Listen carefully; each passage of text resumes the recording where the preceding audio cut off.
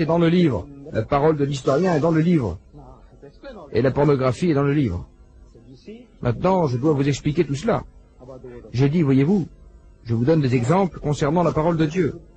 Comme dans le livre du Deutéronome, voyez-vous, les versets que j'ai cités en arabe, la même chose se trouve dans la Bible.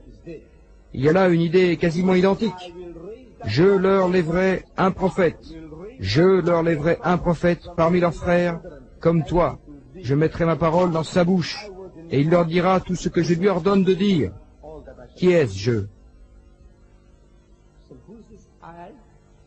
Dieu? Il parle à Moussa. Je leur lèverai un prophète parmi leurs frères, parmi les fils d'Ismaël. Ceci s'adresse aux fils d'Israël.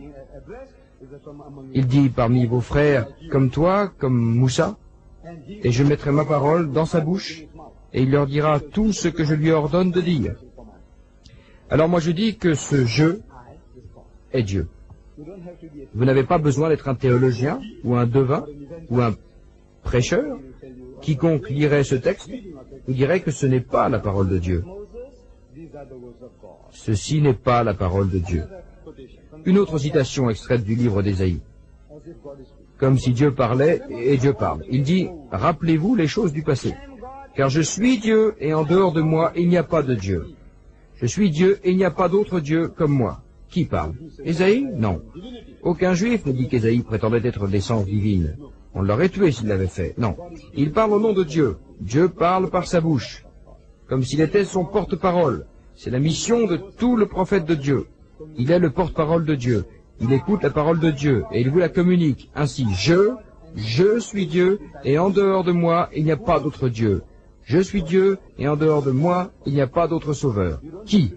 Dieu, c'est Dieu qui parle. C'est la parole de Dieu. Vous n'avez pas besoin d'être professeur de théologie pour le comprendre. Il y a un autre type de preuve dans la Bible. Si c'était une conférence, j'aurais expliqué tout cela la nuit dernière, mais c'était un débat. Quels que soient les propos tenus par votre adversaire, vous ne pouvez pas polémiquer avec lui sur tous les points. La caravane passe et les chiens se mettent à aboyer. Vous n'arrêtez pas la caravane et faites marche arrière pour chasser les chiens. Vous devez poursuivre votre chemin. Vous devez faire votre travail et continuer jusqu'à ce que le travail soit terminé. Ce n'était pas l'occasion de vous expliquer tout cela. Voyez-vous, donc il s'agit de la parole de Dieu. Exemple, Jésus dit, vous avez appris qu'il a été dit, tu ne commettras pas d'adultère. Et moi je vous dis, quiconque regarde une femme avec convoitise a déjà dans son cœur commis l'adultère avec elle. Qui est ce je? Jésus. C'est Jésus qui parle. La parole d'un prophète de Dieu. Jésus poursuit. Il a été dit, si quelqu'un répudie sa femme, qu'il lui remette un certificat de répudiation. Et moi je vous dis, qui est ce je? Jésus. La parole d'un prophète de Dieu. Jésus dit aussi, vous avez appris qu'il a été dit, œil pour œil et dent pour dent. Et moi je vous dis, qui est ce je? Jésus. La parole d'un prophète de Dieu.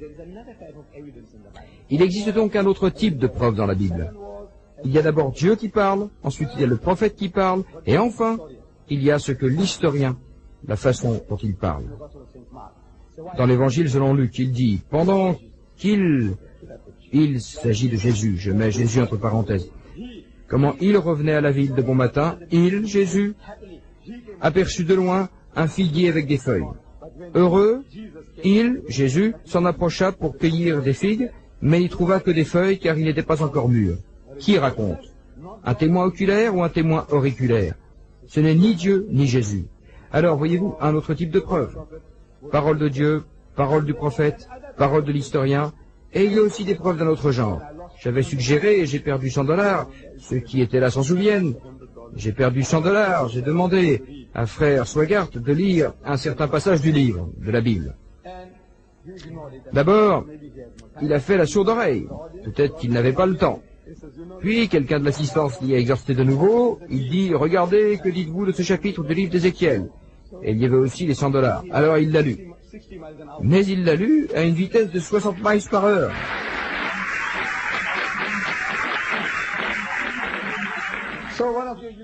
Alors, un étudiant d'université s'approche de moi et me dit, écoutez, il a lu, mais je ne savais pas. Je lui dis, c'était une plaisanterie. Je dis, écoutez, Premièrement, vous êtes en position d'infériorité. Vous êtes arabe, d'un pays arabe, et vous ne connaissez pas très bien l'anglais. Deuxièmement, l'anglais qu'il a employé est un anglais archaïque, ancien, de la version du roi James. Voyez-vous, nous lui avions donné cette brochure qui est extraite de la nouvelle version internationale, une langue moderne, où on appelle un chat. Mais il a lu dans la Bible archaïque. On ne peut pas le blâmer parce qu'il utilise la version du roi James. Il l'a lu. Et vous ne connaissez pas très bien l'anglais. Ça aussi, c'est un désavantage. Et il l'a lu à cette vitesse dont je viens de vous parler. C'est ce qui s'est passé. Je dis, écoutez ce que vous allez faire. C'est le lire dans cette brochure et vous comprendrez ce qu'il a lu. Ainsi donc, il l'a lu et la plupart, j'en suis sûr, n'ont pas compris la plaisanterie. Non, la vitesse, la prononciation, il n'était pas aussi emphatique que quand il cite d'autres textes bibliques. Vous savez, il lit de façon telle que chaque mot et chaque phrase descendent dans votre gorge ou dans votre oreille. Mais hier, c'était différent, soit en 60 miles par heure. Il y a donc ce genre de texte qu'aucun homme décent, ai-je dit, n'oserait lire devant sa mère, sa sœur, sa fille, ou même devant sa fiancée, si elle était vraiment vertueuse. Maintenant, ce que vous devez faire, c'est le lire vous-même, pour savoir de quoi ça parle. Vous n'avez pas compris la plaisanterie, ce n'est pas de ma faute. Voyez-vous, si vous ne connaissez pas très bien l'anglais, et vous savez, la vitesse et la langue archaïque, ce sont des facteurs qui comptent, vous n'avez pas compris la plaisanterie, voyez-vous. Mais si vous compreniez la plaisanterie, vous savez qu'aucun homme décent n'oserait lire ça dans son église ou devant sa famille. Voyez-vous, c'est un autre type de preuve. Ainsi, nous avons la parole de Dieu dans la Bible, il y a la parole du prophète dans la Bible, il y a la parole de l'historien, témoin oculaire ou auriculaire dans la Bible, et il y a cet autre type qui est la pornographie dans la Bible. Nous aussi, nous avons quelque chose de semblable dans l'islam. Nous avons la parole de Dieu dans le Coran. La parole de Dieu uniquement. Il ne vous raconte pas des histoires. Nous connaissons un certain événement dans la vie du prophète, que la bénédiction et le salut de Dieu soient sur lui. Une délégation chrétienne est venue de Nayaran à Médine. C'étaient des Arabes chrétiens. Ils avaient entendu qu'un autre Arabe prétend être en communication avec le Tout-Puissant, un prophète. Alors ils se sont dit, nous allons vous le voir et l'interroger. Nous allons voir ce qu'il sait. Alors ils sont venus à Médine, et ils furent hébergés à la mosquée du prophète. Ils mangèrent et dormirent là, et ils eurent aussi un entretien pendant 3 jours, et peut-être 3 nuits.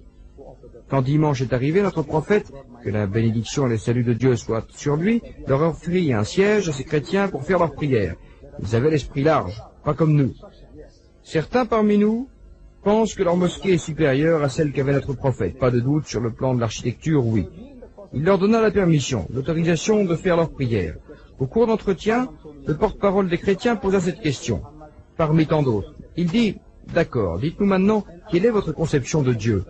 Et notre prophète, que la bénédiction et le salut de Dieu soient sur lui, ne chercha pas ces mots. Vous savez, bon, voyez-vous, c'est comme ceci et comme cela. Non, il ne vit pas comme ça. C'est le Dieu d'Abraham, de Moïse, de David et de Salomon, vous savez, celui qui parla à Abraham. Non, il ne parla pas de cette façon. Lorsque la question lui fut posée, quelle est votre conception de Dieu? Le prophète Mohammed, que la bénédiction et le salut de Dieu soient sur lui, comme s'il appuyait sur des petits boutons, essayant d'avoir accès à la mémoire centrale d'un ordinateur. Oh mon Dieu, que dois-je répondre? Personne ne l'a entendu dire ça. Il n'y avait pas de bouton. J'ai dit comme si.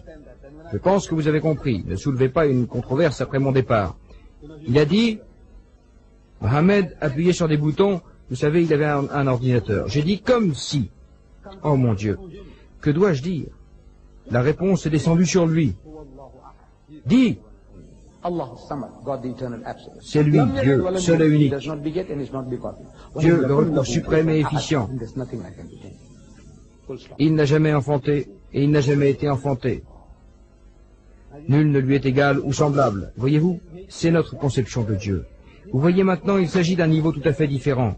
Dis, il demande, oh mon Dieu, que dois-je dire? Personne ne l'a entendu dire poser cette question. Mais lorsque la réponse est descendue, dis, il ne s'agissait plus du discours humain. Si quelqu'un vous demande quelle est votre conception de Dieu, vous ne commencez pas votre réponse par « dis ». Si l'on vous demande 12 par 12, ça fait combien? Qu'est-ce que vous répondez? 144? Non. 6 par 6? 36? Vous ne dites pas « dis 36 »,« dis 144 ». Est-ce que c'est comme ça que vous répondez? Non. Pourquoi ce « dis » ? Parce que les paroles furent mises dans sa bouche. Une tablette conservée de la mémoire centrale. Vous comprenez, il est en communication. Il possédait cette machine.